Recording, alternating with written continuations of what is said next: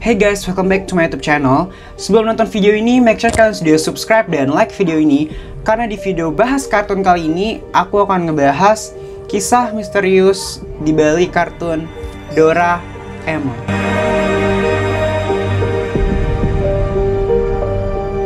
Doraemon adalah judul anime atau manga yang sangat populer yang dikeluarkan pada tanggal 1 Juni 1669 yang dikarang oleh anime Jepang bernama Fujiko F. Fujio. Kartun ini menceritakan kehidupan sehari-hari Nobita, yaitu anak sekolah kelas 5 SD yang sangat pemalas dan mempunyai teman baik yang bernama Doraemon, yaitu robot yang datang dari abad ke-22. Doraemon dikirim untuk Nobita agar keturunan Nobita di abad selanjutnya tidak mengalami kesengsaraan akibat kebodohan dan utang finansial yang dialami oleh Nobita tersebut. Namun siapa sangka ternyata sangat banyak misteri yang terjadi di balik pembuatan karakter Doraemon yang lucu dan menggemaskan ini. Dan kali ini aku akan mengajak kalian untuk mengulas misteri apa aja yang terjadi di balik kartun Doraemon.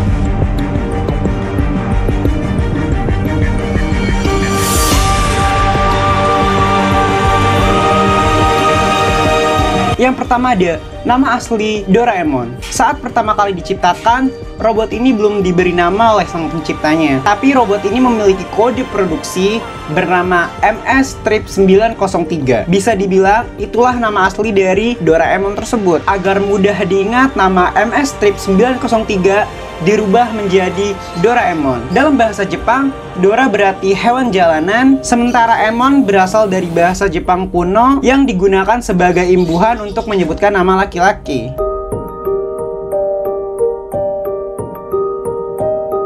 Yang kedua, misteri telinga Doraemon. Jika kita perhatikan seksama, Doraemon itu tidak memiliki telinga sama sekali. Ini sangat kontras dengan penampilan Dorami, adik dari Doraemon. Dorami memiliki dua telinga yang berwarna merah, sedangkan Doraemon tidak. Lantas, apa penyebab Doraemon tidak memiliki telinga? Dorami adalah robot penolong yang sangat pandai. Ia selalu memperoleh predikat murid terpintar di dalam kelasnya. Sedangkan Doraemon adalah robot penolong yang ceroboh. Ia kerap kali membuat kesalahan hingga akhirnya ia ditugaskan untuk menjaga bayi-bayi. Seiring berjalannya waktu, bayi tersebut pun tumbuh menjadi dewasa, dan anak yang diasuh Doraemon ini pun menciptakan robot tikus untuk menemani Doraemon. Akan tetapi, robot yang diciptakan oleh anak tersebut malah memakan kedua daun telinga Doraemon. Setelah kejadian tersebut, Doraemon pun harus melakukan operasi untuk mengangkat kedua telinganya. Tapi sayangnya, kedua telinga Doraemon tidak dapat diselamatkan. Oleh sebab itu, ia harus hidup tanpa kedua telinga. Meskipun begitu, Doraemon tetap bisa mendengar semua perkataan dengan baik dan benar.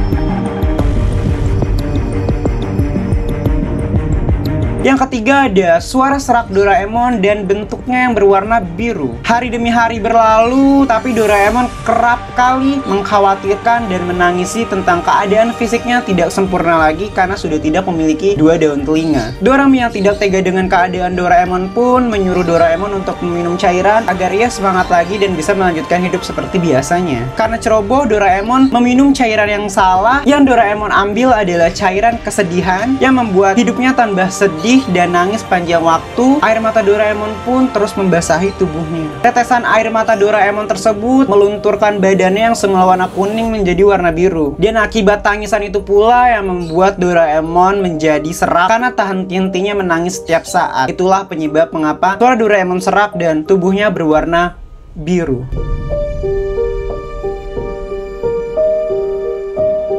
Yang keempat ada misteri pipa beton. Di tanah lapang yang biasanya tempat Giant dan teman-teman bermain, ada tumpukan pipa beton besar. Misteri yang bisa diungkapkan adalah pipa beton atau dalam bahasa Jepang Dokkan adalah simbol dari pembangunan negara Jepang pasca Perang Dunia Kedua. Sebelum digunakan, Dokkan ini biasanya disimpan di tanah lapang dan seringkali menjadi tempat atau wahana bermain untuk anak-anak. Itulah sebabnya mengapa pipa beton di kartun Doraemon selalu berada di tanah yang lapang.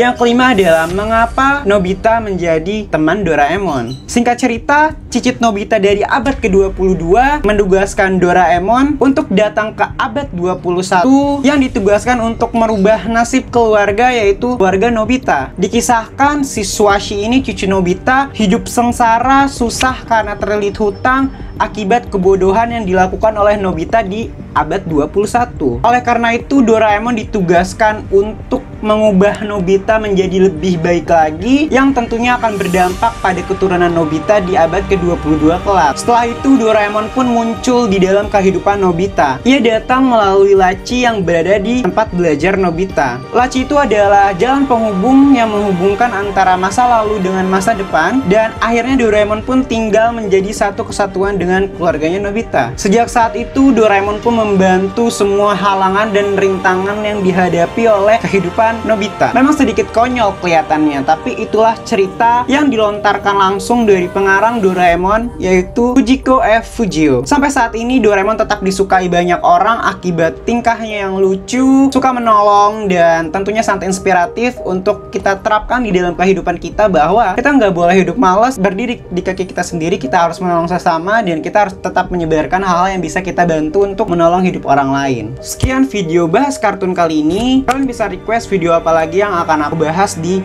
Jumat depan. Terima kasih dan selamat malam.